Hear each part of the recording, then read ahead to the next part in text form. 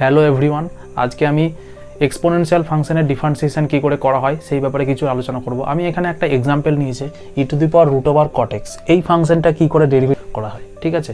একটা 11-12 স্টুডেন্ট যখন প্রথম ডিফারেন্সিয়েট শেখে তখন এই ধরনের যে এক্সপোনেনশিয়াল ফাংশন একে ডিফারেন্সিয়েট কী করে করতে হবে এই করার জন্য অনেকে প্রবলেম ফেস করে, ঠিক আছে। তো আমি তাদের জন্য একটা ছোট্ট একটা শর্ট ভিডিও বানাচ্ছি। তোমাদের ক্ষেত্রে এটা একটা খুবই একটা কার্যকরী ভিডিও হতে চলেছে। তোমরা দেখো বন্ধুরা, e⁻x এই এক্সপোনেনশিয়াল ফাংশনকে ডিফারেন্সিয়েট যদি করি with respect to x, ddx of e⁻x মানে হ্যাঁ, তো এটাকে বলা হয় e⁻x, এর ভ্যালু e⁻xই আসে। এই রুলসটাকে তোমাদেরকে ফলো করে চলতে হবে, ঠিক আছে। এবার আমি কোয়েশ্চেন দিয়েছি find the derivative of e⁻√cot x with respect to x, ঠিক আছে। বাট তো এখানে আমাদের e⁻x নেই, e⁻√cot x। তো এই √cot x এইটাকে আমাদেরকে x এর সাথে কম্পেয়ার করে চলতে হবে, ঠিক আছে। তাহলে ফর্মুলা কি মনে রাখতে হবে আমাদেরকে, ddx of e⁻x equal to e⁻x, এটাকে মনে রাখলেই চলে যাবে। তো ফার্স্ট অফ অল আমরা লিখে নিচ্ছি ddx অফ e⁻√cot x, ঠিক আছে।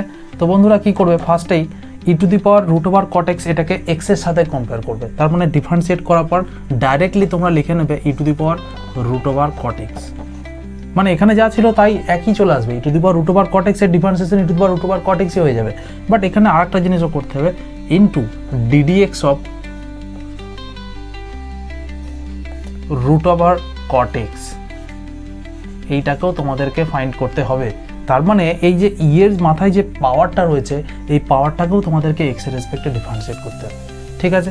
চলো করি e⁻√cot x into ddx of √cot x, এটা ডিফারেন্সিয়েট করলে কি হবে, এটাকে তোমাদেরকে কম্পেয়ার করতে হবে √x এর সাথে, মানে এটাকে ভাবতে হবে তোমাদের √x।